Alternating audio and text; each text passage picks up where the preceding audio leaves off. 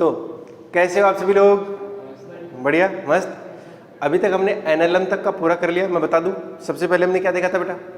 अगर मैं वो मोटा मोटा बात करूं, वेक्टर वगैरह उसको छोड़ दूं, बेसिक वाले को, तो उसके बाद में वन डायमेंशन मोशन, उसके बाद में रिलेटिव मोशन, प्रोजेक्टाइल मोशन और एनएलएम। 4 चैप्टर तो हो चुके हैं। अब 5वें की ओर है। अब वो उसी का पार्ट हो गया है ना, अलग से नहीं है। अब वैसे तो वो सारा कुछ काइनेमेटिक्स का ही पार्ट हो गया, ठीक है ना। हाँ, तो अब अपन किसका पढ़ते हैं? किसको पढ़ते हैं? फ्रिक्शन को। ये सारा कुछ जो है वो मैकेनिक्स का पार्ट है, पता है ना, यांत्रिक। हाँ, यांत्रिकी बोलते हैं ना इसे, मैकेनिक्स। हाँ, ये है क्लासिकल में। नहीं वो शुरू हो चुके कब की। तो ये जो पार्ट है वो मैकेनिक्स का पार्ट है, ठीक है। हाँ, और ये जो चैप्टर है बेटा, कौन सा? फ्रिक्शन। अब आपको फील आना शुरू हो जाएगा, क्योंकि इतने दिन तक मैं क्या बोल रहा था? Frictionless frictionless frictionless. तो आप सोच नहीं पा रहे थे कि ये इसके ऊपर कैसे चलेगा, कैसे रुकेगा, क्या होगा क्या नहीं होगा, क्योंकि आपने असल जिंदगी में फ्रिक्शन को देखा है। देखा है ना, फ्रिक्शन हर जगह ही होता ही है, कहीं कम तो कहीं ज्यादा। अब अगर तुम टाइल के ऊपर तेल ही बिखेर दो तो बात अलग है।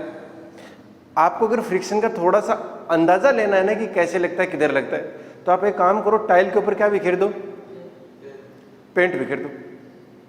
अरे पेंट या ऑयल या कुछ भी बिखेर दो, और फिर चलने की कोशिश कर लो, और उसी पेंट के ऊपर अपनी बाइक को चलाने की कोशिश कर लो, साइकिल को चलाने की कोशिश कर लो। आपको पता ही लग जाएगा कि क्या हो रहा है। नहीं है? हाँ, नीचे तो गिर जाओगे, वो तो ऑब्वियस सी बात है। ऐसे होते नहीं कई बार बच्चे, जैसे मम्मी फ्लोर को धो रही होती है ना, साफ कर रही पानी से, और ऐसे बच्चा भागता भागता होता है, सड़क कौन तो। अरे होता है कि नहीं होता? होता ही है। हाँ, अब मैं समझाता हूँ आपको फ्रिक्शन, ठीक है भैया। क्या है फ्रिक्शन एक्चुअली, मामला क्या है? तो फ्रिक्शन तभी लगता है, जैसे नॉर्मल कब लगता है बेटा? जब दो सरफेस कांटेक्ट में है, तभी लग सकता है, वरना तो नहीं लग सकता, सीधी सी बात है। अब फ्रिक्शन का भी कुछ ऐसा ही है। फ्रिक्शन तभी लगेगा जब दो सरफेस कम से कम कांटेक्ट में तो हो, वरना नहीं लगेगा। फ्रिक्शन पक्की बात है, नहीं लगेगा। अब देखना जरा ध्यान से, अगर मैं अपने हाथ को देखना, इसके साथ टच नहीं किया, ऐसे घुमा रहा हूं, क्या कोई फ्रिक्शन लगा? लेकिन जैसे ही टच में लाया तो अब क्या लगने लग गया? फ्रिक्शन। मुझे ज्यादा जोर आ रहा है, क्योंकि मुझे फ्रिक्शन को भी तो ओवरकम करना है। ये ऐसे लाया, बढ़िया आराम से आ गया, ऐसे ला रहा हूं तो फ्रिक्शन को भी ओवरकम करना है। ये थोड़ा थोड़ा तो सर समझ में आया कि मतलब जब कांटेक्ट में आएगा तभी लगेगा। दूसरी बात, लगेगा किधर? लगेगा किधर? जो दोनों सरफेस कांटेक्ट में आई हैं उन दोनों के पैरेलल लगेगा। नॉर्मल किधर लगता था? दोनों के परपेंडिकुलर। फ्रिक्शन किधर लगेगा? पैरेलल लगने वाला है। लग सकता है, अब मैं ज्यादा अच्छा वर्ड क्या है? लग सकता है, जरूरी नहीं है। जैसे नॉर्मल भी लग सकता है कांटेक्ट में रहे तो, लेकिन जरूरी, वैसे ही फ्रिक्शन के लिए भी फ्रिक्शन लग सकता है लेकिन जरूरी। ये बात समझ आ रही है क्या? अच्छा, थोड़ा सा प्रयास करते हैं इस चीज को जानने का कि कैसे लगेगा। अगर मैं बोलूं मेरे पास एकदम समतल जगह है, कुछ भी नहीं है, ठीक है ना, और उसके ऊपर मैं ये एम मास का ब्लॉक रख दूं, अब कोई बच्चा बता पाएगा क्या इसके ऊपर फ्रिक्शन किधर लग रहा है? अरे नहीं, फ्रिक्शन तो पैरेलल लगेगा, या तो वो इधर लग सकता है ब्लॉक के ऊपर, या इस इधर लग सकता है, ठीक है ना, और वो खेल दोनों जगह ही होगा। अरे अंदर घुस गई क्या? निकल गई? हाँ, तो क्या हुआ कि जो फ्रिक्शन है वो दोनों पर ही लगता है, ऐसा नहीं है कि इस पर ही लगेगा। जैसे नॉर्मल भी दोनों पर लगता था, वैसे ही फ्रिक्शन भी दोनों पर लगेगा। अगर ये वाला जो ब्लॉक है, ये वाला जो ब्लॉक है अभी किधर लगेगा? इस वाले ब्लॉक के ऊपर अगर इधर लग रहा है तो जमीन पर किधर लगेगा? पीछे की ओर। अगर इस वाले ब्लॉक पर इधर लग रहा है तो जमीन पर आगे की ओर। ये तो सीधी सी बात है, कोई इसमें दो राय वाली बात नहीं है, एक्शन रिएक्शन से भी समझ सकते हैं इसको। अच्छा, अब मुझे ये बताओ कि इस समय इसके ऊपर फ्रिक्शन किस डायरेक्शन में लग रहा है? नहीं लग रहा? हाँ, ये रेस्ट में है। अच्छा, अभी अगर मैं इसको ऐसे कर दूं तो ये ब्लॉक ऐसे रख दिया, ये ब्लॉक अभी हिल नहीं रहा है क्योंकि कोई फ्रिक्शन है जो इसको रोक रहा होगा, ऐसे, ठीक है ना? अरे नहीं समझ आई क्या बात? अभी ये जाना चाहिए था वैसे तो नीचे, फ्रिक्शन लेस होता तो भाग जाता, लेकिन अभी फ्रिक्शन की वजह से ये जा नहीं पा रहा है। कोई बच्चा बता सकता है इसके अंदर फ्रिक्शन किधर लगेगा? हाँ, इसके अंदर किधर की ओर लगेगा? ऊपर की ओर, क्योंकि नीचे की ओर क्या लग रहा है? mg sin थीटा लग ही रहा है, तो उसको बैलेंस करने के लिए क्या लग रहा होगा? ऊपर की ओर फ्रिक्शन लग रहा होगा। अच्छा, इसके अंदर नहीं लग रहा होगा, तो फ्रिक्शन कब लगता है और कब नहीं लगता? पहली बात तो तभी लगेगा जब कोई ऑब्जेक्ट मोशन में आने का ट्राई करे। जरूरी नहीं वो मोशन में आ ही जाए। क्या ये मोशन में आ पाया? क्या नहीं आ पाया, लेकिन ये ट्राई कर रहा है कि मैं इधर भाग जाऊं, तो फ्रिक्शन तब लगेगा जब वो मोशन में आने का क्या करे बेटा? ट्राई करे या प्रयास करे। अगर मैं इधर इसके ऊपर फोर्स लगा दूं, है ना, तो ये ब्लॉक इधर जाना चाहेगा, तो इसके ऊपर फ्रिक्शन इधर लगेगा।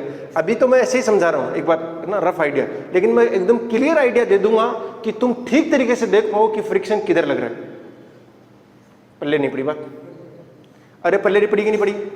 पड़ गई। अच्छा अच्छा अच्छा, तो ध्यान से देखिए, इसके ऊपर मैंने जैसे ही फोर्स इधर लगाया, आपको पता लग गया कि फ्रिक्शन जो है इसके ऊपर किधर लगेगा? पीछे। जरूरी थोड़ी मोशन में आ जाए, क्योंकि फ्रिक्शन इतना ज्यादा है कि ये हिल ही नहीं पा रहा तुमसे। तुम्हारा बड़ा सा ड्रम होगा घर के अंदर, वो अगर अनाज से भर देते हैं, तुम जरा उसको खींच के दिखा दो मुझे। अरे दिखा पाओगे क्या? कितना ज्यादा फोर्स लगाना पड़ेगा अगर खींचना भी है तो। यस और नो? कूलर, आजकल कूलर यूज में लेते हो, उसके अंदर भी आप ऐसे धक्का मारना, जा पाएगा क्या? अगर टायर नहीं है तो। टायर है तो थोड़ा आसानी से काम बन जाता है, लेकिन अगर टायर नहीं है तो नहीं लगेगा, नहीं आगे बढ़ेगा, क्योंकि फ्रिक्शन वहां पर क्या हो गया ज्यादा। लेकिन वो ट्राई जरूर कर रहे हैं जाने का। फ्रिक्शन नहीं होता तो, जैसे मान लो वो ड्रम है, फ्रिक्शन नहीं होता तो तुम जितना भी फोर्स लगाते उससे क्या आता? थोड़ा बहुत एक्सेलरेशन आता और उससे वो आगे आना शुरू हो जाता। नहीं समझ आई बात? अब मैं अपने हाथ को ऐसे कर रहा हूं तो क्या कोई फ्रिक्शन लगा? लगा बेटा, हवा का फ्रिक्शन लगा। नहीं समझ आई? अब वो किधर लगा, कैसे लगा, उसको थोड़ा सा समझने का प्रयास करते हैं। अब मैं वापस से बोलता हूं, फ्रिक्शन किस डायरेक्शन में लगेगा? जब भी दो सरफेस आपस में कांटेक्ट में हो और वो रिलेटिव रूप से मूव होना चाहती हो। फिर से मैं बोलता हूं, मैं लिखवा दूंगा हर चीज। रिलेटिवली क्या होना चाहती हैं? मूव, यानी सापेक्ष गति करना चाहती हैं। नहीं समझाई बात? आई ना? अब इसको मैं एक और चीज ऐड कर देता हूं। ये डेफिनेशन वगैरह बहुत सिंपल है, समझ में आ जाएगी। देखो, अगर मान लो कि ये ब्लॉक इधर v स्पीड से जा रहा है, नीचे वाली जमीन भी v से जा रही है, तो कोई फ्रिक्शन नहीं लगेगा। क्यों नहीं लगा?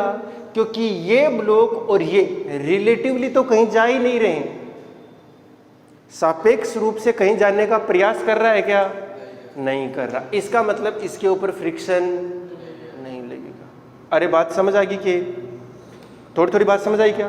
देखो, मैं एकदम क्लियर आइडिया दे दूंगा तुमको। ये जैसे मान लेते हैं, ये एक m मास का ब्लॉक है और एक दूसरा ब्लॉक है ऐसे, इसके ऊपर रखा गया है। मैंने थोड़ा सा गैप दिखा दिया है ताकि मैं फ्रिक्शन को ठीक तरीके से दिखा पाऊं।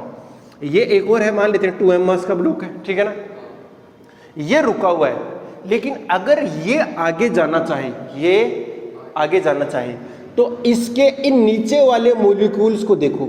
ये नीचे वाले मॉलिक्यूल किधर जाना चाह रहे हैं? इसके रेस्पेक्ट में। किसके रेस्पेक्ट में? इसके रेस्पेक्ट, मतलब इसके अंदर बैठना है मुझे, इसके सापेक्ष में देखना है। अगर इसके सापेक्ष में देखेंगे तो ये बोलेगा ये मॉलिक्यूल तो आगे जा रहा है। किधर जा रहा है? आगे। तो इसके पीछे की डायरेक्शन में क्या लगा दो? फ्रिक्शन। अगर ये आगे जाने का प्रयास करे, इधर मैं फोर्स लगा दूं मान लो कोई, और ये एकदम फिक्स कर दूं, ठीक है ना? तो क्या होगा बेटा? जैसे ही लगाऊंगा तो ये वाले मॉलिक्यूल क्या बोलेंगे? हम तो आगे जाना चाहते हैं इसके रेस्पेक्ट में। पहले नहीं पड़ी बात? पड़ गई? तो फ्रिक्शन अब समझ में आएगा कि फ्रिक्शन बेसिकली मोशन का अपोज नहीं करता है, वो रिलेटिव मोशन का अपोज करता है। घर्षण गति का विरोध नहीं करता है, घर्षण सापेक्ष गति का विरोध करता है। ये चालू है? अच्छा, फिर से बोल देता हूं। जो फ्रिक्शन है बेटा वो मोशन का अपोज नहीं करता है। एक नोटबुक दे दो जिसके पास खाली पड़ी है, मैं समझा दूंगा। जो में जो पठान, कुछ और दे दो मुझे, वो गिलास लिया, ज़्यादा अच्छे समझ में आएगा।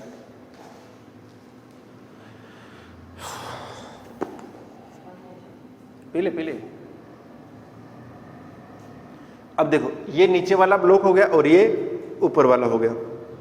अभी मैं इसको ऐसे रख रहा हूं तो इसके ऊपर कोई भी फ्रिक्शन नहीं लगा। बात समझा गया? अब देखना मैं धीरे धीरे इसको इधर लेके गया ना। अब फ्रिक्शन किधर लगा है? इसके ऊपर लगा है। नहीं, मैं बोल रहा हूं अगर फ्रिक्शन नहीं होता ना तो क्या होता है, ये नीचे गिर जाता है ऐसे। अगर फ्रिक्शन है तभी ये आगे जा पाया है। फिर से समझते हैं। देखो अभी देखो ये यहां से यहां तक गया, फ्रिक्शन ही लेकर गया है। मैं पहले बता दूं, अगर मान लो फ्रिक्शन नहीं होता और यहां रखा होता और फिर मैं इसको ऐसे ले जाता तो क्या होता? ऐसे। लेकिन जहां है वहीं से नीचे गिराना, क्योंकि इसको पर पैरेलल वाली डायरेक्शन में कोई फोर्स ही नहीं मिला, तो ये इधर और उधर कैसे जाएगा जब तक फोर्स नहीं मिलेगा तो। अच्छा, तो फिर से समझते हैं। यहां रखा हुआ है और मतलब कहीं भी रख दो चाहिए। अब देखना यहां से मैं इसको यहां ले जाऊं, देखो मैंने इसको छुआ भी नहीं है। समझ में आ रही बात? मैं इस गिलास को छू भी नहीं रहा हूं, फिर भी ये आगे जा रहा है ना। जा रहा है कि नहीं जा रहा? जा रहा है। इसको मतलब है कि इसको कौन लेके जा रहा है? फ्रिक्शन ही लेके जा रहा है। अच्छा, तो फ्रिक्शन तो सर इसको आगे ले गया। हम तो सोचते थे फ्रिक्शन तो अपोज करता है मोशन का। नहीं, वो रिलेटिव मोशन का अपोज करता है। इसका मतलब मुझे इसके ऊपर बैठकर देखना पड़ेगा कि इसके ऊपर बैठने से ये किधर जाता हुआ दिखाई दे रहा है। अरे समझ में आई कि नहीं आई बात? चलो बैठ जाऊं इसके ऊपर। अब मैंने क्या किया है, ये ऊपर वाला वो गिलास हो गया है ना, और नीचे वाली ये नोटबुक हो गई। अरे हुई कि नहीं हुई? और मैं इसको, मेरे हाथ यहाँ थे ना, वो हाथों से मैंने इसके ऊपर फोर्स लगाया। अरे लगाया कि नहीं आया? बात समझ आ रही क्या? अगर जैसे ही लगाया तो ये नोटबुक थोड़ी थोड़ी आगे जाना शुरू करेगी, या कम से कम चाहेगी तो सही कि मैं आगे जाऊं। अरे यार नहीं समझाई क्या? अच्छा, वो आगे जाना चाहती है। तो मैं, ये है अपना वो m और 2m मान लेता हूं फिलहाल के लिए। तो m और ये कौन है बेटा? 2m। तो इसके ये वाले जो मॉलिक्यूल है वो किधर जाना चाहते हैं? आगे। तो इसके रेस्पेक्ट में इसके मॉलिक्यूल किधर जाना चाहते हैं? पीछे जाना चाहते हैं ना। और उसके अपोजिट डायरेक्शन में क्या लगेगा? फ्रिक्शन। आगे बात समझ? इस बार ट्राई किसने करी? नीचे वाले ने ट्राई करी। नीचे वाले ने ट्राई करी तो इसके ये सारे मॉलिक्यूल किधर जाना चाहते हैं? आगे जाना चाहते हैं। अरे चाह रहे हैं कि नहीं चाह रहे? तो इसके रिस्पेक्ट में अगर इसके ऊपर बैठ जाओगे तो ऐसा नहीं लगेगा कि ये सारे के सारे किधर जा रहे हैं? पीछे। अरे जा रहे हैं कि नहीं जा रहे? जा रहे हैं। अगर ये पीछे जा रहे हैं तो इसके अपोजिट डायरेक्शन में, यानी रिलेटिव मोशन के अपोजिट डायरेक्शन में क्या लगता है? फ्रिक्शन। तो फ्रिक्शन हमेशा रिलेटिव मोशन का क्या करेगा? अपोज करेगा। लेकिन सर इन दोनों में रिलेटिव मोशन तो हो ही नहीं रही। अरे हो रही है क्या? नहीं हो रही है, लेकिन कम से कम कोशिश तो हो रही है। तो फ्रिक्शन तब लग जाएगा जब कोशिश होगी, कोशिश नहीं होगी तो नहीं लगेगा। अरे इतनी बात समझ आ रही है क्या? अच्छा, अभी हम टाइप में आएंगे ना तब ज्यादा समझ में आएगा कि क्यों नहीं जा पा रहा है, कब हिलेगा वो। ऐसा तो है नहीं कि तुम्हारा ड्रम हिल ही नहीं पाएगा, तुम फोर्स लगाए जा रहे हो। अरे हिलेगा ही हिलेगा, ज्यादा फोर्स लगा देंगे, जैसे भी बुला लेंगे। अरे वो लगाएगी तो लग ही जाएगा, चला ही जाएगा। वो अपन टाइप में समझेंगे। तो पहली लाइन लिख दो, घर्षण गति का विरोध नहीं करता है। Friction does not oppose the motion. घर्षण गति का विरोध नहीं करता है। घर्षण सापेक्ष गति का विरोध करता है। Friction do not oppose motion, friction opposes relative motion. ठीक है? हाँ, नहीं करता। घर्षण सापेक्ष गति का विरोध करता है। अभी देखा ना, जिस डायरेक्शन में मोशन हो रही है उसी डायरेक्शन में फ्रिक्शन लगा था। गिलास के ऊपर देखा था ना तुमने, फ्रिक्शन भी आगे, उसका मोशन भी आगे।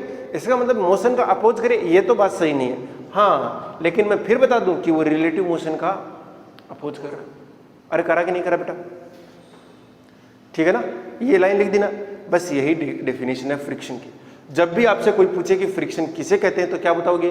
फ्रिक्शन रिलेटिव मोशन को अपोज करने वाला एक फोर्स है। अब आगे लिख दो कि फ्रिक्शन लगता क्यों है, घर्षण लगता क्यों है, व्हाई फ्रिक्शन एक्ट्स। हाँ भाई, लगने का कारण क्या है?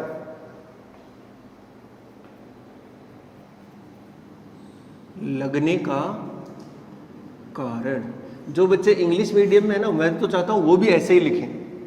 क्यों? क्योंकि ये फील देता है भाई। अगर हिंदी आती है ना तो फिर फील देगा। अपनी भाषा के नोट्स तो अपनी भाषा के ही होते हैं, तुम कितनी भी कोशिश कर लो, सबसे अच्छे तो वही रहेंगे। अच्छा, क्यों लगता है? क्योंकि सतह के ऊपर थोड़ा बहुत क्या रहता है? खुरदरापन, ठीक है ना। हाँ, ये पुराने वाले लोग सोचते थे, मतलब ये ठीक भी है, इतना बुरा नहीं है। अपनी ये जो सतह दिखाई दे रही है, वैसे तो आपको प्लेन दिखाई दे रहा होगा, लेकिन सूक्ष्मदर्शी की सहायता से, यानी माइक्रोस्कोपिक की सहायता से अगर इसको देखोगे तो क्या दिखाई देगा? मैं बता देता हूं कैसे दिखाई देगी। ये इसके ऊपर खुरदरापन दिखाई देगा ऐसा, ठीक है ना, दिखाई दिया। अब एक जैसे ये नोटबुक थी और नोटबुक के ऊपर क्या रखा था मैंने? गिलास रखा था ना। अब नोटबुक के ऊपर खुरदरापन है और गिलास के ऊपर भी क्या है? खुरदरापन है। टिचक टिचक टिचक टिचक टिचक, तो ऊपर रख दिया मैंने इसके, ये ऊपर वाला हो गया। अरे हुआ ना, अभी थोड़ा एग्जांपल समझ में आता हुआ आ जाएगा ना। गिलास और नीचे वाला नोटबुक, अभी समझ आ रहा? अच्छा, तो ये दोनों ने एक दूसरे को फंसा लिया है। अरे फंसाया कि नहीं फंसाया? अब जैसे ही अपन इसको, इस गिलास को इधर खींच रहे थे किसी फोर्स लगाकर, तो ये यहां पर जो फंसी हुई दरारें हैं दिख रही है ऐसे, इसने क्या कर रखा है?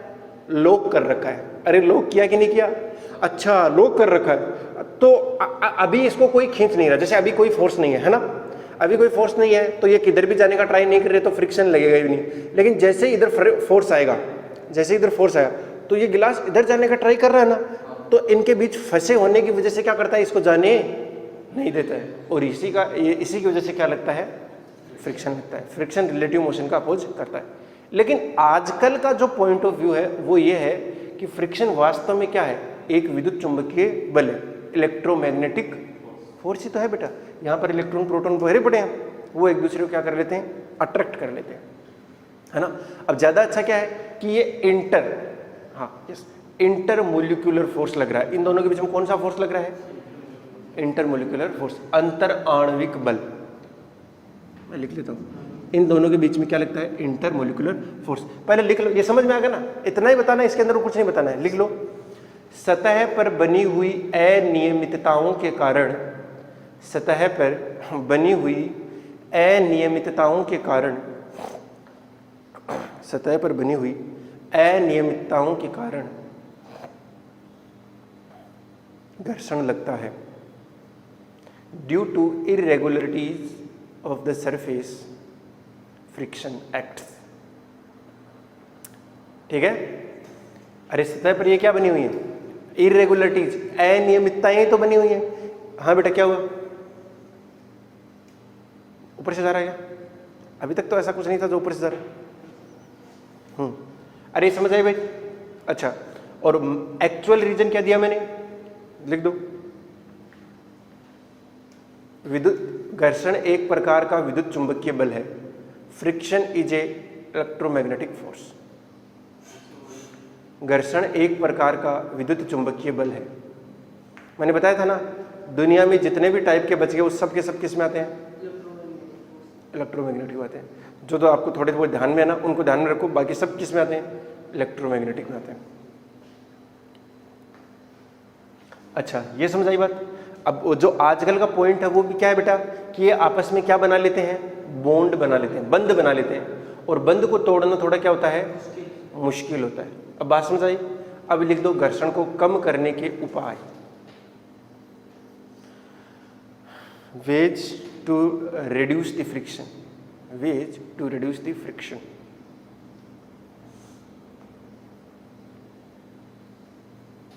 अच्छा, अब भैया क्या है कि हम क्या कर देते हैं, थोड़ी इनके ऊपर पॉलिश कर देते हैं। क्या कर दें? जैसे कांच की दो प्लेट है, उनको एक दूसरे के ऊपर रख दिया तो फ्रिक्शन तो लगेगा, लेकिन थोड़ी हल्की क्या कर देते हैं? पॉलिश। पहला कौन सा तरीका है बेटा? हल्की पॉलिश। कौन सी है? लिख देना, हल्की पॉलिश। जैसे ही हल्की पॉलिश करेंगे तो थोड़े थोड़े ये जो अनियमितताएं हैं बेटा वो क्या हो जाएंगी? अरे भर जाएंगी ना। अच्छा, अनियमितताएं क्या होगी? भर गई। अनियमितताएं भरने से क्या होता है? फ्रिक्शन की वैल्यू कम हो जाती है। लिख दे पूरा पूरा, ये लिख दो। यदि हल्की पॉलिश की जाए, यदि हल्की पॉलिश की जाए तो अनियमितताएं कम होने लगती हैं, जिससे फ्रिक्शन घट जाता है।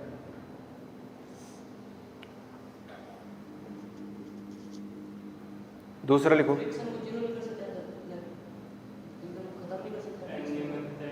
अभी देखते हैं ना, आगे आ रहा है धीरे धीरे। हाँ, अनियमितताएं कम हो जाती है जिससे घर्षण का मान कम हो जाता है। अगला लिखो, अगर भारी पॉलिश की जाए, क्या किया जाए बेटा? भारी पॉलिश की जाए तो तू जो कह रहा है ना बेटा कि घर्षण खत्म नहीं कर सकते, जैसे अपन खत्म करना चाहेंगे ना उनके बीच में बंध मजबूत होने लगेगा। एक वजह से जो अनियमितताएं वो तो क्या हो रही हैं? कम हो रही है ना। अब देखो बेटा, हमने क्या किया, जितनी भी अनियमितताएं बनी हुई थी उनको क्या कर दिया? भारी पॉलिश, यानी एकदम साफ कर दिया, और नीचे वाले को भी क्या कर दिया? एकदम साफ कर दिया, ऐसा ऐसा बना दिया। अब जैसे ही इन दोनों को रखेंगे, ये दोनों आपस में क्या बना लेंगे? बंध। और बंध इतना तगड़ा बंद होगा, इतना तगड़ा बंद होगा कि तुम्हारे बस का नहीं होगा तोड़ना उसे। नहीं समझ आई बात? अगर बीच से हवा हट जाए ना तो और जल्दी बंद बना लेता है। ये तो हवा रहती है, थोड़ा बचा लेती है हमें, कि हवा भी तो फ्रिक्शन लगाती है। हाँ, तो हवा अच्छी चीज़ है, लेकिन अगर यहाँ से हवा भी हट जाए और ऐसे तगड़ा पॉलिश कर दिया जाए तो दोनों के बीच में कैसा बंध बनेगा? अंतः आणविक बंध बन जाएगा। और वो इतना तगड़ा होगा, इतना तगड़ा होगा कि तुम्हारे बस का नहीं होगा कि तुम उसको तोड़ भी पाओ। इसलिए घर्षण कितना हो जाएगा? गिर गया, वो गिरेगी। हाँ, तो इस वाले केस में घर्षण कितना हो जाएगा? अनंत, यानी बहुत बहुत ज्यादा हो जाएगा। लो लिख दो, सभी अनियमितताएं समाप्त होने पर दोनों सतहों के बीच, सभी अनियमितताएं समाप्त होने पर दोनों सतहों के बीच अंतः आणविक बंध बन जाता है।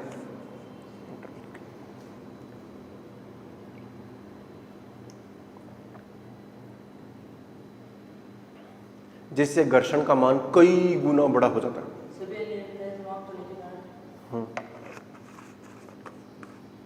सभी अनियमितताएं समाप्त होने के कारण दोनों सतह अंतः आणविक बंध बना लेती हैं, जिससे घर्षण का मान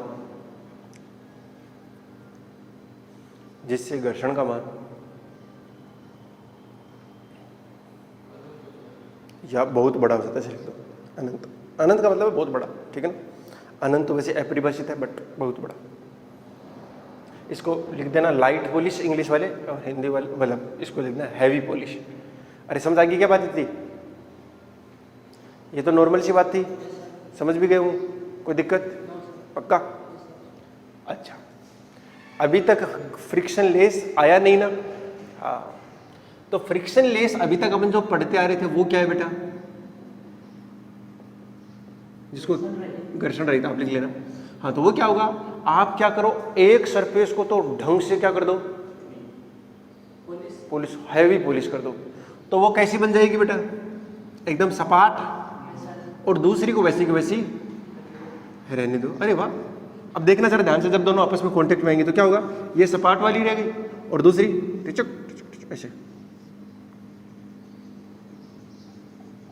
ना तो वो एक दूसरे के अंदर फंस रही है, ना ही देखो बॉन्ड बना पा रही है, कुछ नहीं हुआ। तो ऐसी सिचुएशन को क्या बोलते हैं अपन? फ्रिक्शन लेस बोलते हैं।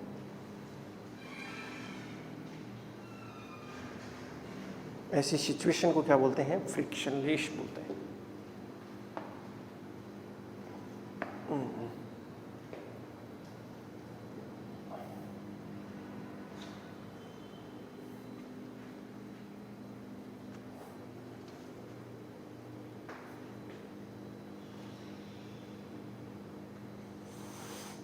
खासम खास बात क्या है बेटा? घर्षण सापेक्ष गति का विरोध करता है ना, रिलेटिव मोशन का अपोज करता है। ये एकदम खासम खास बात है।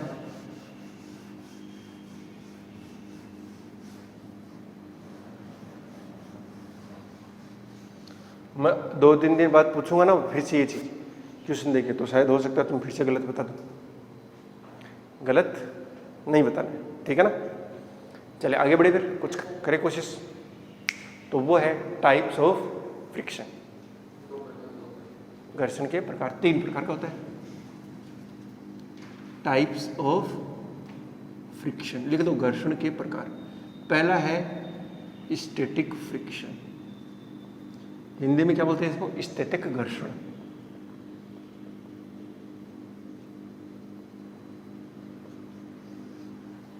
हाँ भैया, ये कब लगता है, जब दो सरफेस रिलेटिव मोशन में ना हो लेकिन ट्राई कर रही है।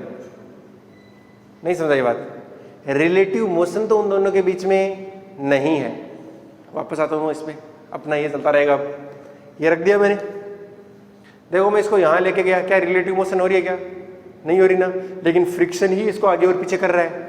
अरे कर रहा है ना। और फ्रिक्शन कैसा है, स्टैटिक है, स्टैटिक है, ये स्थिर अवस्था में ना। तो लिख दो, जब दो सतहों के बीच में कोई सापेक्ष गति नहीं होती है, जब दो सतहों के बीच कोई सापेक्ष गति नहीं होती है, when there is no relative motion between two surface, जब दो सतहों के बीच कोई सापेक्ष गति नहीं होती है, when there is no relative motion in between two surface,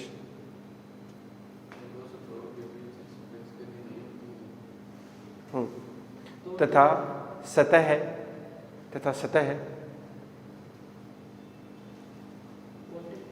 प्रयास करती हैं गति करने का, तथा सतह प्रयास करती है गति करने का, तो गति मतलब सापेक्ष गति, ठीक है ना। तो प्रयास करती है तो घर्षण स्टैटिक लगता है, मतलब दोनों एक दूसरे के साथ हिलनी नहीं चाहिए। समझ गए ना, जो वहां है वहीं रहना चाहिए, उनके बीच की कोई रिलेटिव पोजीशन चेंज नहीं होनी चाहिए। अरे बात समझ आ गई? अरे पक्का ना, कोई दिक्कत या कोई समस्या?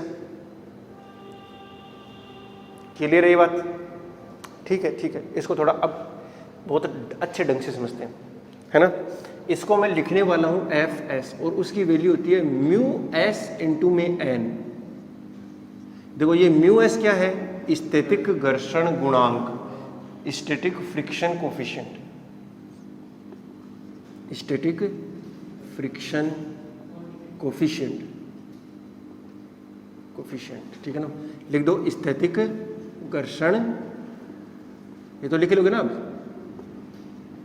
गुणांक। अच्छा, क्या चीज है ये? गुणांक है जो डिपेंड किस पर करता है बेटा, दोनों सरफेस पर, ठीक है ना। वो सरफेस वेरी करेगा। अगर आप नंगे पांव ग्राउंड में दौड़ रहे हो, अगर आप नंगे पांव ग्राउंड में दौड़ रहे हो तो बात अलग है, अगर आप जूते पहन के दौड़ रहे हो तो बात अलग है, क्योंकि दोनों ही केस में ये बदल जाएगा। नॉर्मल तो तुम्हारा दोनों केस में सेम रहने वाला है, लेकिन ये क्या है बेटा, ये तो बदल जाएगा, क्योंकि तुम्हारा पैर और जमीन के बीच में जो सरफेस है वो अलग अलग है, तो उनका जो म्यू है वो क्या आएगा, अलग अलग आएगा। अब जूता पहन लिया तो हो सकता है म्यू की वैल्यू बढ़ जाए, और म्यू की वैल्यू बढ़ गई तो तुम अच्छे से दौड़ पाओ। अरे नहीं समझ आई क्या बात? हाँ, तो डिपेंड करता है ये चीजें हर एक का। इसीलिए तो स्पाइडर में अलग प्रकार के जूते पहनते, नहीं पहनता क्या? पहनता है ना, उसे तेजी से दौड़ना है। अगर नॉर्मल पैरों से दौड़ेगा तो दौड़ नहीं पाएगा। अच्छा, चलो देखते हैं फिर थोड़ी और चीज़ों को, इसको एनालाइज करते हैं, तभी समझ में आएगा। हाँ, ये जो म्यू एस होता है बेटा, और एक और होता है म्यू के, गतिक घर्षण गुणांक, इन सब की वैल्यू जो है ना 1 से कम कमी होती है, 1 से कम होती है। ज़्यादा से ज़्यादा 1 मान लेते हैं, लेकिन 1 से कम कमी होती है। अरे नहीं समझाएगा बात? एन नॉर्मल रिएक्शन है, और ये क्या हो गया, स्टैटिक फ्रिक्शन, यानी जब दो पार्टी या दो ब्लॉक रिलेटिव मोशन नहीं कर रहे तो उनके बीच में लगने वाला फ्रिक्शन है। बात समझ आएगी ना? पहली सिचुएशन ले रहा हूं, ये एक 5 kg का ब्लॉक है, और इन दोनों के बीच में जो म्यू की वैल्यू है वो है 0.2। तो ये फ्रिक्शन की वैल्यू नहीं है, ये स्टैटिक फ्रिक्शन की वैल्यू नहीं है, ये मैक्सिमम स्टैटिक फ्रिक्शन की वैल्यू है। किसकी है? मैक्सिमम, यानी ज्यादा से ज्यादा फ्रिक्शन कितना लग सकता है, इतना। अरे बात समझ आई क्या? तुम मुझे बताओ यहाँ पर मैक्सिमम से मैक्सिमम स्टैटिक फ्रिक्शन कितना हो सकता है? वो हो जाएगा म्यू एस इंटू में एन। म्यू एस कितना है? 0.2 इंटू में 5G। अरे नहीं आएगा 50, मतलब नॉर्मल तो 5G आने वाला है ना, ये देखो 5G और यहाँ पर तो ये कितना आ गया G, मतलब 10 न्यूटन। यानी ये जो फ्रिक्शन है उसकी ज़्यादा से ज़्यादा मैक्सिमम से मैक्सिमम वैल्यू कितनी हो सकती है? 10 न्यूटन। अभी बताओ फ्रिक्शन कितना लग रहा है? इस वाले केस में कितना लग रहा है? ज़्यादा से ज़्यादा मार्केट में अवेलेबल कितना है? 10। लेकिन लग कितना सकता है अभी? मतलब 10 लग सकता है, लेकिन लगेगा कितना? 0। जरूरत ही नहीं है ना भाई, ये बहुत ही चतुर और चालाक है, इसको जितनी ज़रूरत होती है उतना ही लगेगा। अब तुम बोलो कि सर अभी तो स्टैटिक लग रहा है, 10 लगा दो। अब तुम ये सोचो कि हमने ब्लॉक को ऐसे रखा और पड़ा उधर भाग गया, अरे ये क्या फालतू की बात है? 10 न्यूटन का फोर्स लगा और भाग गया, ऐसा थोड़ी होगा, ये तो बकवास कर रहे हो तुम। इसका मतलब अभी कोई फ्रिक्शन नहीं लग रहा। हाँ, जितना चाहिए उतना ही। तो स्टैटिक फ्रिक्शन अभी कितना लग रहा है? लग कितना सकता है? अरे नहीं, पल्ले पड़ी बात, पल्ले पड़ी। तो दूसरी कंडीशन, ये कंडीशन ले रहा हूं मैं दूसरी, ठीक है ना। यही ब्लॉक सेम टू सेम है ना, 5 kg वाला, सेम सारा सिस्टम सेम है, और इधर लगा दिया मैंने 3 न्यूटन का फोर्स। कितना लगा दिया? अब मुझे बताओ फ्रिक्शन कितना लगेगा और कौन सा लगेगा? 3 न्यूटन ही लगेगा, और वो स्टैटिक ही होगा, क्योंकि स्टैटिक कितना लग सकता है? 10। लेकिन 10 थोड़ी लगा देंगे, अच्छा सोचो इधर कितना लगा? 3 न्यूटन। तो इसके ये आगे जाना चाहता है ना, लेकिन पीछे क्या लग जाएगा? फ्रिक्शन। अपने पास अवेलेबल कितना है? 10 थोड़ी सा लगा देंगे। अगर 10 लगा दिया तुमने तो 10 इधर -3 7। अरे भाई साहब तुम खींच इधर, ब्लॉक इधर जा रहा है, ऐसा थोड़ी होगा, ऐसा तो नहीं होना। तो ये कितना लगने वाला है? 3 न्यूटन। ये स्टैटिक फ्रिक्शन है। तो इस वाले केस में स्टैटिक फ्रिक्शन कितना लगेगा? अरे यार बोलो यार। अच्छा, अब अगला यही ब्लॉक है और हमने कितना कर दिया? 10 न्यूटन कर दिया सीधा ही, तो कितना लगेगा? 10 ही लगे, क्योंकि अपने पास है अभी तो 10 लगा सकते हैं। लगाओ, क्या दिक्कत है? अभी भी रेस्ट में रहेगा और वो पूरा लग जाएगा 10 न्यूटन। तो यहाँ का स्टैटिक फ्रिक्शन कितना हुआ? और वो मैक्सिमम के बराबर पहुंच गया। एक और कंडीशन, चौथी कंडीशन, जब अपन इस ब्लॉक के ऊपर कितना कर दें? 12 न्यूटन कर दें, तो स्टैटिक कितना लग सकता है? अब इस स्टैटिक के बस का, इसको रोक पाना इसके बस का, तो इसका मतलब पक्की बात है अब ये आगे जाएगा, और आगे जाते ही किस में आ गया? ये मोशन में आया कि नहीं आया? अरे गति में आ गया ना। और अगर मोशन में आया तो फ्रिक्शन का टाइप बदलेगा, टाइप प्रकार बदल जाएगा। अभी तक जो स्टैटिक लग रहा था वो काइनेटिक हो जाएगा, जो अभी तक स्टैटिक था वो गतिक हो जाएगा। अच्छा, जैसे मोशन में आएगा तो उसके लिए अलग से खेल करूंगा मैं। यानी अब फ्रिक्शन तो लगेगा, लेकिन जो फ्रिक्शन लगेगा वो के लगेगा, स्टैटिक नहीं लगेगा। कौन सा लगेगा? क्योंकि वो गतिक अवस्था में आ चुका है। अरे मोशन में आया कि नहीं आया? आ गया। तो ये आप लिख देना एक लाइन कि स्टैटिक या स्टैटिक फ्रिक्शन उतना ही लगता है जितने की जरूरत होती है। तो सबसे पहले आप मैक्सिमम वैल्यू निकालोगे जरूर, लेकिन आंसर मैक्सिमम आए जरूरी नहीं है ना भाई, क्योंकि वो तो देखना पड़ेगा कितने की जरूरत है। जितने की जरूरत है उतना ही लगेगा। हाँ, जितने की जरूरत होती है उससे ज्यादा नहीं लगता।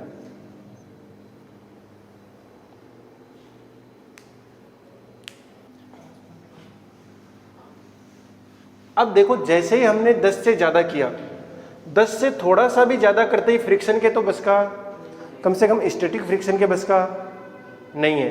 तो अब किसकी बारी आएगी? मोशन की बारी आएगी, है ना। वो मूव होने लगेगा, और जैसे ही मूव होगा तो फ्रिक्शन लगेगा। कौन सा? काइनेटिक। कौन सा लगेगा? तो दूसरे टाइप का जो फ्रिक्शन आता है वो कौन सा होता है? काइनेटिक फ्रिक्शन, है ना, गतिक घर्षण। अरे गतिशील अवस्था में है ना ये। हाँ, और ये इंटेलिजेंट नहीं है, ये थोड़ा भोला है, समझ रहे हो। वो इंटेलिजेंट है, उसको तो जितने की जरूरत होती है उतना ही लगता है, और ये बेचारा हर बार उतना ही लगता है। इसका एक पीछे का लॉजिक ये है बेटा, मतलब कारण ये है कि ये लगेगा ही तभी जब मोशन में आएगा, और मोशन में आएगा तो बस लगना ही है उसे उतना। नहीं बात समझाई? अच्छा, और वो होता कितना है? फिक्स होता है। वो कितना होता है? म्यू के इंटू में एन। सर उसके लिए आपने म्यू एस लिखा था, इसके लिए क्या लिख दिया है? म्यू के। इसका मतलब ये जो कोफिशिएंट ऑफ फ्रिक्शन है वो भी अलग अलग होते हैं क्या? हाँ, अलग अलग होते हैं। और पता है बड़ा कौन होता है? स्टैटिक बड़ा होता है। अच्छा, तो इसका मतलब तो काइनेटिक में फ्रिक्शन भी क्या हो जाएगा? कम हो जाएगा। अगर मैं पिछले ही क्वेश्चन में म्यू के की वैल्यू कितनी ले लूं? 0.1, तो काइनेटिक फ्रिक्शन कितना आने वाला है? अरे आधा हो जाएगा उसका। अच्छा, तो सर मतलब 10 तक तो कौन लग रहा था? स्टैटिक, और जैसे ही 10 पॉइंट कुछ भी हुआ थोड़ा सा भी ज्यादा तो कौन आएगा? काइनेटिक। और काइनेटिक तो कितना लगेगा? 5। मतलब उतनी देर तक फ्रिक्शन लगा 10, और जैसे ही मोशन में आया कितना लग गया? 5। अरे ये घट कैसे गया रे? घटने का कारण क्या है भाई? तुम देखो ध्यान से। ये थी वो सरफेस जिसमें वो जकड़ बना रखी थी। इतनी देर तक कोशिश कर रहा था, 10 तक पहुंच गया, तब तक कोशिश करी। फिर यहां से क्या होगा बेटा? ऐसे निकलेगा। जैसे ही निकलेगा तो ये थोड़ी घिस जाएगी। क्या हो जाएगी? घिस जाएगी ना। और घिसने से क्या बनती है? चिकनी बनती है। अरे यार नहीं पल्ले पड़ रही। तुम देखो जरा ध्यान से। ऐसे है, इतनी देर तक रुका हुआ, और जैसे चला चलते हुआ घिसा, और जैसे ही घिस रहा है बेटा थोड़ा सा, तो क्या बन रहा है? फ्रिक्शन कम हो रहा है। क्यों? क्योंकि वो थोड़ी चिकनी बन गई, और चिकनी बनने से क्या होता है? फ्रिक्शन कम होता है। अरे ये बात पल्ले पड़ रही है कि नहीं पड़ रही है? तो लिख दो ये लाइन कि जो ये गतिक घर्षण गुणांक होता है वो स्थितिक से कम होता है, क्योंकि गतिक घर्षण गुणांक स्थितिक घर्षण गुणांक से कम होता है, क्योंकि जब गति प्रारंभ होती है तो सतह थोड़ी चिकनी बन जाती है। अब चिकनी कैसे बनी समझ में आएगा? अरे ये तो मतलब अंधे को भी समझ में आ जाएगा, क्योंकि सतह थोड़ी चिकनी बन जाती है। Because surface becomes smooth. Okay? अरे बोलो यार, इसमें कुछ समझाने जैसा इतना कुछ है भी नहीं, क्योंकि ये तभी लग सकता है जब मोशन में। तब मोशन में नहीं है तो स्टैटिक लगना ही है, रिलेटिव नहीं है तो फिर स्टैटिक है, और स्टैटिक का अपना अलग फंडा है। अरे नहीं समझाया क्या? तो आपने कभी ऐसे गौर किया हो कि आप किसी चीज को खींच रहे हो, लेकिन अचानक से वो ठट झटके से खींच गया? अरे अचानक मतलब धीरे धीरे आना चाहिए था ना। तुम मान लो फोर्स बढ़ा रहे हो, और अचानक से एक झटका सा लगेगा। झटका सा क्यों लगता है? क्योंकि एक्सेलरेशन 0 से नहीं बढ़ता है, एक्सेलरेशन कुछ वैल्यू से सीधा बढ़ता है। तुम सोचो तो सही, उस ब्लॉक के ऊपर जो एम मास 5 kg का था क्या? हाँ, अगर हमने कितना कर दिया, जैसे मान लो 10.1 भी कर दिया, तो स्टैटिक के बस की बात नहीं है। लेकिन फिर कौन सा आएगा? काइनेटिक। और वो तो 5 न्यूटन है ना, तो आगे की ओर फोर्स कितना हो गया? 6.1 हुआ कि नहीं हुआ? अरे बोलो यार। तो आगे एक्सेलरेशन है, ए कितना आएगा? 6.1 डिवाइड बाई 5। तुम ध्यान से देखो, ये 1 से ज्यादा आ गया। आना तो 0 से चाहिए था ना, बढ़ना चाहिए था ना, ये तो अचानक से बढ़ रहा है।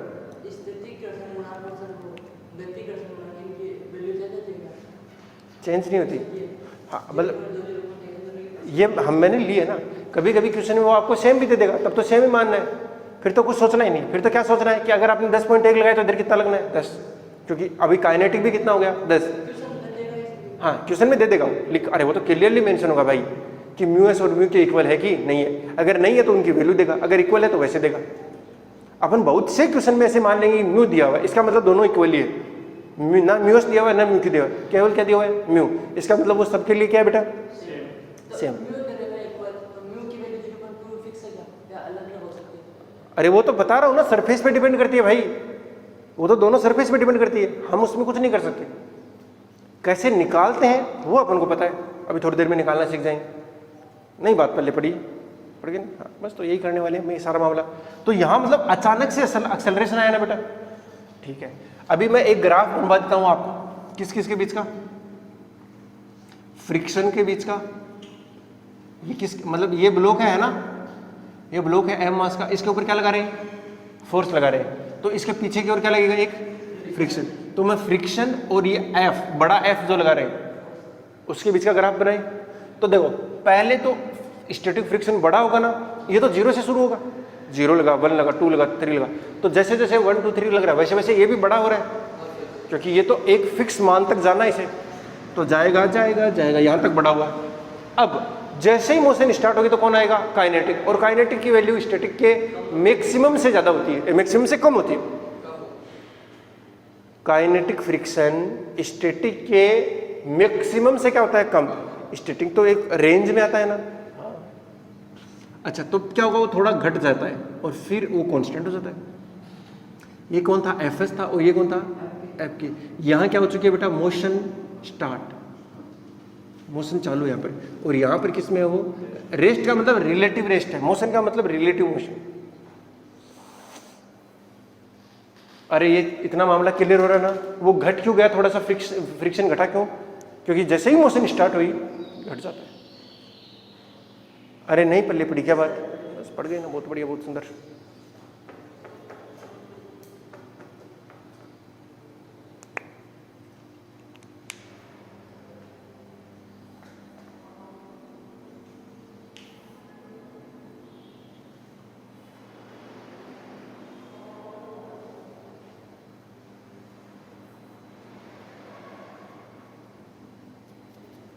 एक तीसरा और होता है बेटा टाइप, वो होता है रोलिंग फ्रिक्शन। कौन सा बेटा, इसको बोलते हैं लोटनी घर्षण।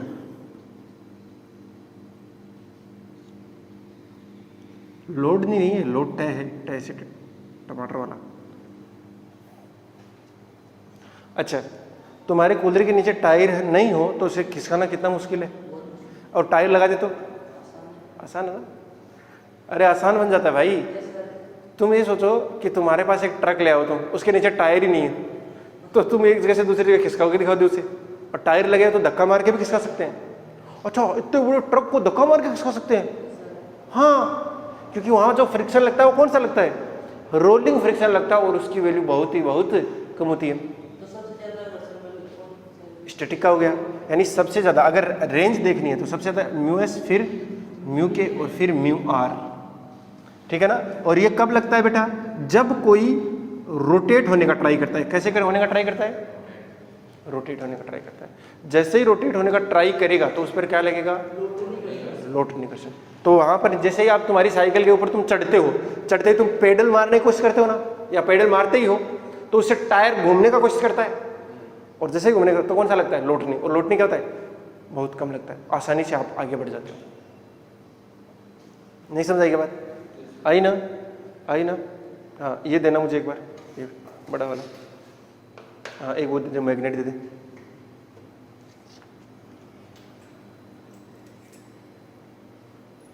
ध्यान से देखना सारे बच्चे, एक बार हो सकता है मामला समझ में आ जाए।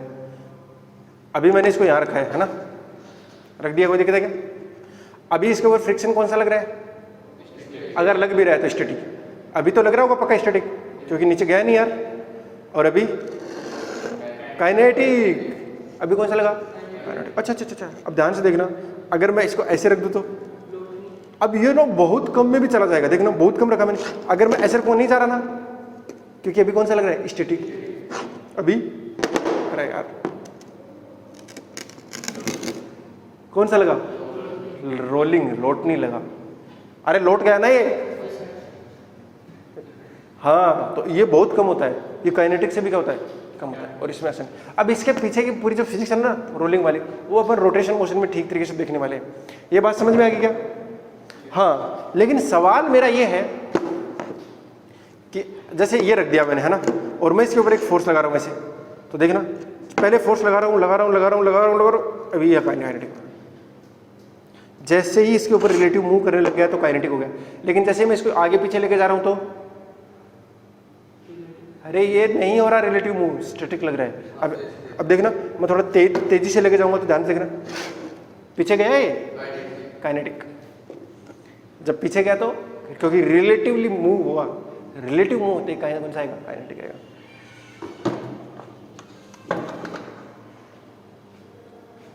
ठीक है ना? अरे मामला समझ आ गया क्या?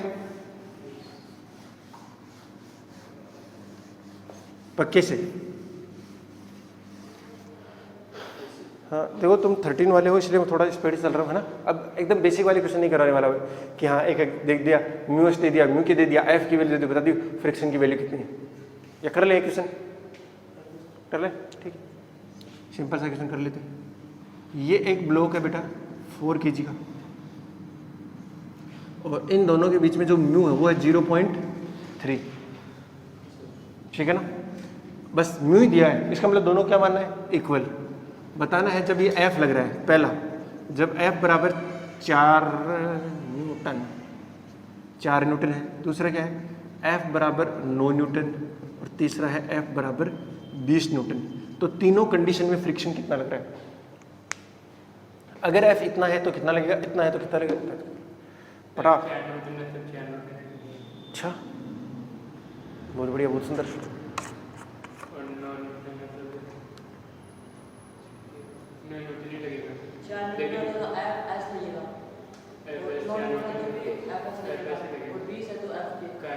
आपको हर एक की नेचर भी बतानी है, को कितना फ्रिक्शन लग रहा है और किस नेचर का लग रहा है। अरे नहीं समझ आई क्या? हाँ स्टैटिक है क्या? तो फ्रिक्शन कितना लगा इस केस में? अच्छा तो पहले निकाल लेते हैं। पहले सबसे पहले क्या कर लो, स्टैटिक का मैक्सिमम वैल्यू निकालो। क्या करो बेटा, वो कितना होगा, म्यू इंटू में एन। म्यू की वैल्यू कितनी है, और एन 40 आने वाला है, ये तो मैं बता ही दूं, एम जी और एन। ठीक है सर, ये कितना आ गया, अरे 12 आया कि नहीं आया? अच्छा अच्छा अच्छा अच्छा 12 आ गया। इसका मतलब है सर अगर 4 लगा तो फ्रिक्शन लगेगा स्टैटिक, क्योंकि लग कितना सकता है, मैक्सिमम कितने 12, और लगेगा कितना इस वाले केस में 4 ही लगेगा भाई, 4 की जरूरत है तो 4 ही लगेगा। अच्छा तो पहले का आंसर क्या हो गया, स्टैटिक है ना, कौन सा हुआ स्टैटिक, और कितना लग रहा है वो 4 न्यूटन। दूसरे का आंसर क्या हुआ स्टैटिक, और आंसर कितना आएगा 9 ही आएगा भाई, अपने पास अवेलेबल कितना है 12 है। और तीसरे में कौन सा लगेगा काइनेटिक, और लगेगा कितना 12 ही लगेगा भाई, 12 से ज्यादा तो लग ही नहीं सकता। नहीं पहले बड़ी बात, अगर मैं यहाँ म्यू के देता, म्यू एस और म्यू के अलग अलग देता, तो यहाँ पर आप म्यू के लिखते, म्यू के इंटू एन लिखते। अरे पहले पड़ी क्या बात, बहुत सिंपल चीज हो गई थी। ठीक है,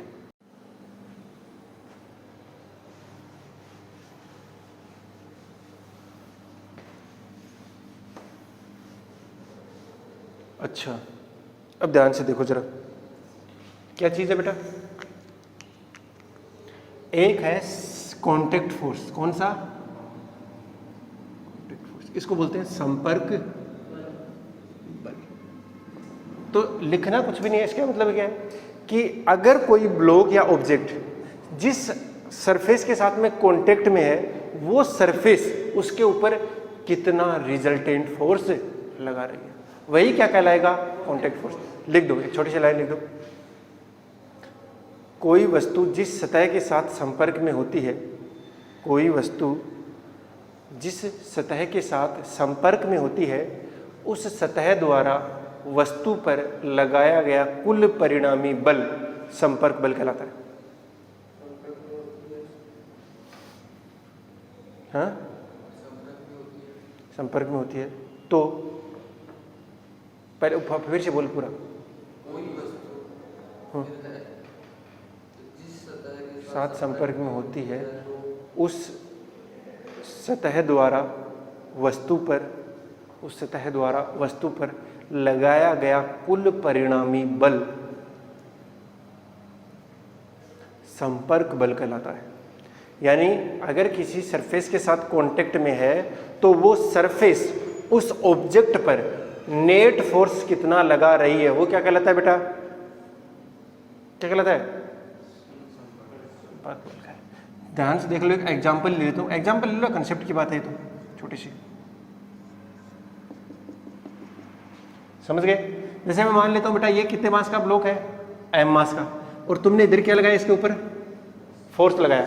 अब मुझे बताओ ये सतह कौन कौन सा फोर्स लगा रही होगी इस ब्लॉक पे, बनाए डायग्राम, सिर्फ मुझे वही दिखाने। एक तो लगा रही है, लगा रही है, और कौन सा लगा रही है, एक लगा रही है नॉर्मल। अरे लगा रही नहीं लगा रही, ऐसे दिखा दूं मैं, ये दो फोर्स है, इन दोनों का रिजल्टेंट इधर आएगा कि नहीं आएगा, एफ आर लिख देता हूँ रिजल्टेंट। और वो कितना आएगा बेटा, दोनों के दोनों फोर्स परपेंडिकुलर है कि नहीं है? Under root F square plus N square plus में 2 एफ एन कोस 90, वो 0 हो गया। इतना ही लगता है बेटा, इतना ही लगता है। अगर कोई बच्चा मुझसे ये वाला एंगल पूछ लेता तो बहुत सिंपल कर देते अपन तो, बोलो टेन थीटा बराबर कितना था, एफ अपॉन एन। अरे यार टेन थीटा निकाल रहे ना, तो दिस बटा दिस, जिसके साथ एंगल नहीं बना है वो वाला कंपोनेंट डिवाइड बाई शतकोण। तुम अगर खुद से देख लो, ये क्या है, एफ आर कोस थीटा और एफ आर साइन थीटा, और साइन बटा कोस क्या होता है, टेन। अच्छा, अब देखो यही लिखना है आपको, और थीटा अगर पूछेगा तो कितना आएगा बेटा, एफ अपॉन एन।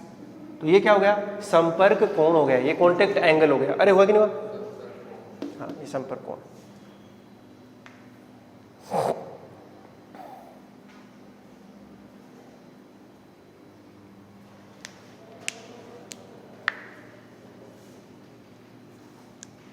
ठीक है, अरे कर लिएगा नोट। एक चीज और भी है, एक होता है एंगल ऑफ फ्रिक्शन, यानी घर्षण कोण बोलते हैं उसे, क्या बोलते हैं, या इसका एक नाम और है रेस्ट एंगल। क्या है, विश्राम कोण। ये दोनों चीजें एक ही हैं। अरे मिटा दूं क्या ये सारा? अब देखो जरा ध्यान से,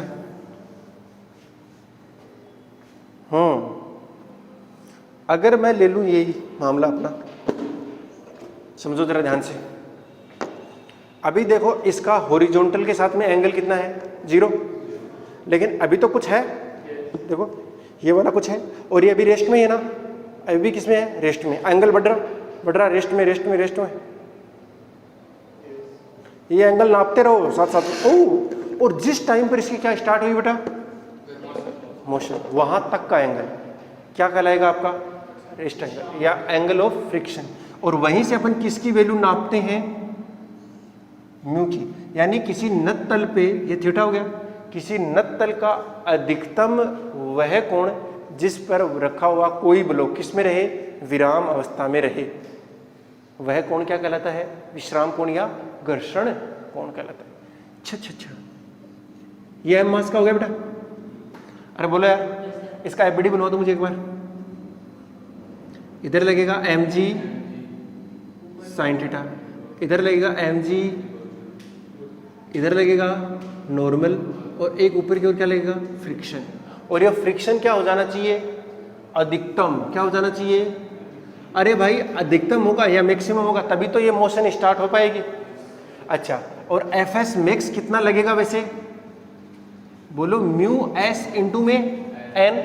आपको फॉर्मूला यही लिखना है, नॉर्मल अपने आप निकल जाएगा जो भी लग रहा होगा। अच्छा, यहाँ नॉर्मल कितना लग रहा है, एम जी कोस थीटा। अरे इस डायरेक्शन में तो नहीं हो रहा ना कुछ भी। अच्छा, तो ये बताओ मुझे कितना आया, इसकी मैक्सिमम वैल्यू कितनी आई, mu S M G cos theta. अरे आया कि नहीं आया? और ये चीज अभी तक ये मोशन में नहीं स्टार्ट हुआ ना, तो ये दोनों एक दूसरे को क्या कर रहे हैं, अरे बैलेंस कर रहे हो। तो बैलेंस की कंडीशन लगा दूं, बोलो एम जी साइन थीटा बराबर क्या आएगा, म्यू एस एम जी से एम जी गया, टेन थीटा बराबर कितना आ गया, म्यू एस, और थीटा बराबर कितना आ गया, टेन इनवर्स म्यू एस। ये मैंने स्टैटिक वाली कंडीशन के लिए लिखा है, आप म्यू भी लिख सकते हैं कई जगह। और ये थीटा क्या कहलाता है बेटा, एंगल ऑफ फ्रिक्शन। और अगर तुम ध्यान दिया हो तो हमने म्यू कैलकुलेट कर दिया है। अरे थीटा हमने निकाल लिया था उस टाइम मेजर करके, ऐसे झुका रहे थे उसे, तो जिस समय चालू हुआ था उस समय का थीटा देख लो और वो इसके अंदर रख दो, आपका क्या आ जाएगा, क्लियर है मामला। अब कुछ एक क्वेश्चंस की बारी।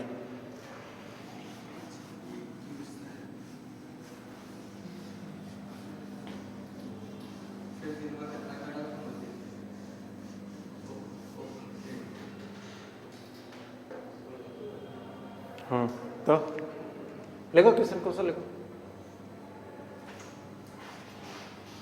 हाँ, जब भी आपको क्वेश्चन के अंदर वो बोले कि कांस्टेंट वेलोसिटी से आ रहा है या नया चाल से आ रहा है, ना, स्पीड भी कांस्टेंट बता सकता है।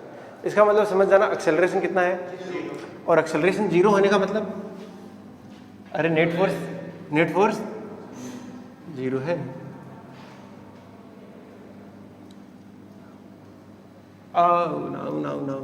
नहीं 30 डिग्री, ठीक है। इस पे एक ब्लॉक रखा हुआ है, उसका मास कितना है m, है ना। लिख दो, नत तल पर रखा हुआ ब्लॉक नियत वेग से नीचे आ रहा है। नत तल पर रखा हुआ ब्लॉक नियत वेग से नीचे आ रहा है, तो घर्षण गुणांक का मान क्या होगा।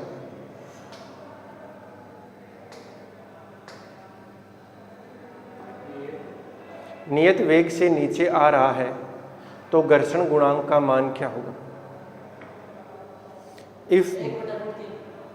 if block is moving with constant velocity on the inclined plane, then find out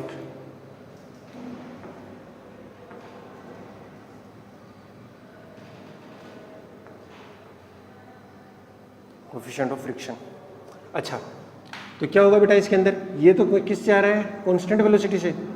इसका मतलब इसके ऊपर इधर कौन लग रहा है, mg, और पीछे की साइड में क्या लग रहा है, फ्रिक्शन। देखो मैंने यहाँ से दिखाया है क्योंकि वो सरफेस के पैरेलल लगता है, समझ गए ना आप, जहाँ लगे। हाँ, तो ये f कितना होगा, और ये मूव कर रहा है कांस्टेंट वेलोसिटी से, तो एक्सेलरेशन कितना है इसके पास, अरे 0 है ना। इसका मतलब f की वैल्यू कितनी हो गई है, mg, अरे साइन थीटा हुआ कि नहीं हुआ, और f खुद किसके बराबर होगा, म्यू n के, और n किसके बराबर है, mg। अरे हुआ ना यार, तो म्यू की वैल्यू आ गई tan थीटा, वो कि tan 30 बराबर 1/√3। अरे ये सर नो, अच्छा, अरे पक्का समझ में आ रहा था ना। हाँ बताओ, पहला चीज हो गया, दूसरा निकालो, कॉन्टेक्ट फोर्स। कॉन्टेक्ट फोर्स कितना आएगा, इस वाले केस के लिए निकालना है, अलग अलग आ सकता है, बट आपको तरीका पता होना चाहिए कि कैसे निकलेगा, संपर्क बल कैसे निकलेगा। बोलो समस्या तुम्हारी। अच्छा, ऐसी समस्या है क्या जो बाद में बताई जाएगी, तब तो उसका अलग से निवारण किया जाएगा। अरे कर दूंगा मैं निवारण।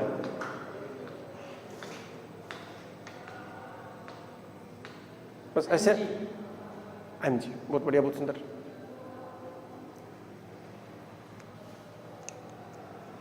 ना देखते हैं, देखो मैंने क्या बोला था, एक तो क्या लग रहा है बेटा इसके ऊपर, फ्रिक्शन। अरे सही भी बोल सकता है वो, मैं तो ऐसे ही ना कर रहा हूं। हाँ, और एक क्या लग रहा है, नॉर्मल है, mg कोस थीटा, और ये कितना है, ये mg साइन थीटा ही है। तुम वास्तविकता में देखो तो सही, तुम चाहो तो उसको म्यू mg कोस थीटा लिख लो, क्या फर्क पड़ता है, लेकिन है तो mg साइन थीटा के बराबर ही ना वो चीज। अरे नहीं है क्या, और इन दोनों का जो रिजल्टेंट है वो इधर आएगा, कॉन्टेक्ट फोर्स fc लिख दूं, और अंडर रूट क्या होता है, वो f² प्लस n²। अरे होता है कि नहीं होता है, f की वैल्यू कितनी है, अब कर दो यार, होता है mg² sin² theta plus mg² cos² theta. mg² बाहर आएगा, अंदर क्या बचेगा, 1। अरे बचेगा ना।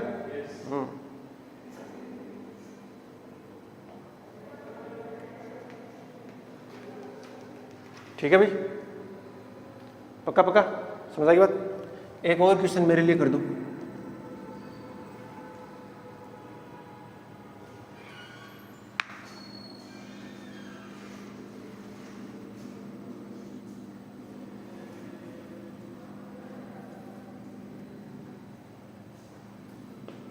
सैंतीस डिग्री,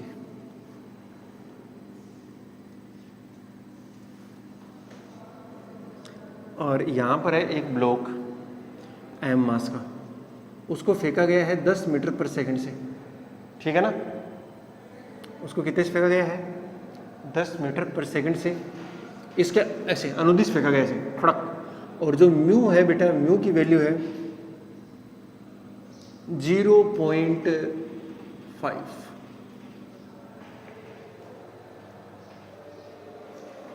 अरे यार ये समझ नहीं आ रही क्या बात? पक्का बताओ, ये वापस जाएगा तो सही, 10 से जा रहा है तो जाएगा, क्या ये वापस आ पाएगा? हाँ, क्या ये वापस आ पाएगा? और अगर वापस अपनी पोजीशन पर आता है तो कितनी देर बाद आएगा?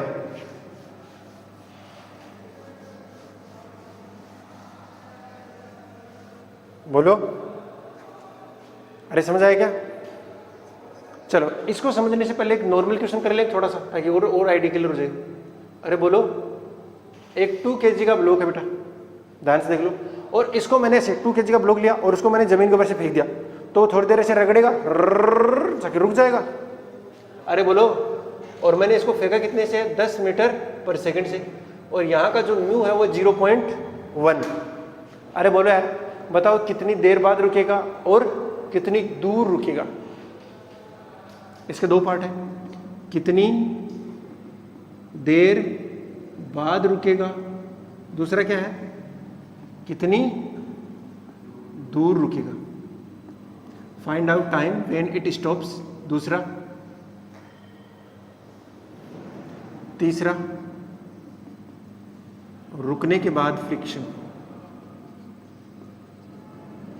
तो कितनी देर बाद रुकेगा, find out time when it stops, कितनी दूर रुकेगा, find out that distance and friction after stopping. चलो बताओ भाई। अच्छा सर, इसके ऊपर तो सीधा सीधा दिख रहा है, ये रिलेटिवली किधर जा रहा है? आगे, तो फ्रिक्शन लगेगा पीछे। और अभी कौन सा है, कौन सा फ्रिक्शन है? अरे सर ये तो भाग रहा है, काइनेटिक। काइनेटिक की वैल्यू जाएगी म्यू mg, यानी 2 न्यूटन। 2 न्यूटन मैंने कैसे कर दिया? देखो F बराबर होगा म्यू इंटू में एन, म्यू है 0.1 इंटू में 20 एन की वैल्यू। अरे बोलो यार कितना आ गया? 2 न्यूटन आया ही नहीं है। और इधर कितने से जा रहा है? अच्छा इधर तो कोई है ही नहीं ना। अच्छा इसका मतलब सर इसको तो इधर एक क्या लगेगा, एक्सेलरेशन आएगा, जा इधर रहा है और एक्सेलरेशन इधर, इसका मतलब तो ये रिटार्डेशन हो गया, अरे मंदन हो गया ना। तो ए की वैल्यू कितनी आ गई? माइनस का 1 मीटर पर सेकंड स्क्वायर। देखो 2 में 2 का डिवाइड कर दो, अरे कर दो, F बराबर एम में होता है ना यार, A बराबर F बाई एम होता है, तो आया ना। अच्छा अब रुकेगा कितनी दूर बाद? तो इसका मतलब अपन देख लेते हैं कितनी दूर की कितनी देर ना। V बराबर U प्लस 80, तो V कितना हो जाएगा? 0। U आगे को प्लस मान लो, प्लस मानोगे तो 10 माइनस 1 इंटू में T, तो T की वैल्यू कितनी आ गई? 10 सेकंड आ गई। दूसरा कितनी दूर रुकेगा? दूर रुकेगा तो V स्क्वायर इक्वल टू, तो V तो 0 जाएगा और U कितना है? 10 का स्क्वायर माइनस 2 इंटू में 1 इंटू में S, ऐसे चाहिए ना मुझे तो 50, 100 डिवाइड बाई 2 50, तो कितनी दूर जाकर रुकेगा बेटा? 50 मीटर दूर जाकर रुकेगा। वैसे ज़्यादा हो गया है ना?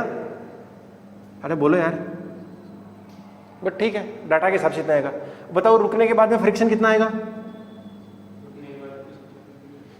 स्टैटिक आएगा 2 न्यूटन आएगा, ठीक है ना? कितना आएगा? 2 न्यूटन आएगा। हाँ रुकेगा तो 0 हो गया भाई फ्रिक्शन, कितना आएगा? 0 न्यूटन। जब तक चल रहा है तब तक कितना लग रहा है? 2 पीछे की ओर, रुक गया, रुकते ही क्या हो गया? 0। अरे बोलो यार, ये मामला समझ आ रहा है क्या? अच्छा वैसा का वैसा मामला ये है, सेम टू सेम मामला ये है, बट ये इंक्लाइन प्लेन के ऊपर है। अरे बोलो यार, क्या कर लोगे इसको? ठीक है, ये आपको होमवर्क दे दूं मैं, है ना? ये आपके लिए होमवर्क है, अच्छे से कोशिश करना और देखना कि रुकने के बाद वापस तो नहीं आ जाए कहीं। अगर आ जाए तो पूरा टाइम बताना है, ठीक है ना? वापस ये चीज़ें नोट कर लो, यही मतलब यही क्वेश्चन है, रिपीट करना है इसको, ठीक है बेटा? चलो, wishing you all the very best, मिलते हैं नेक्स्ट क्लास में, तब तक के लिए बाय, जय हिंद।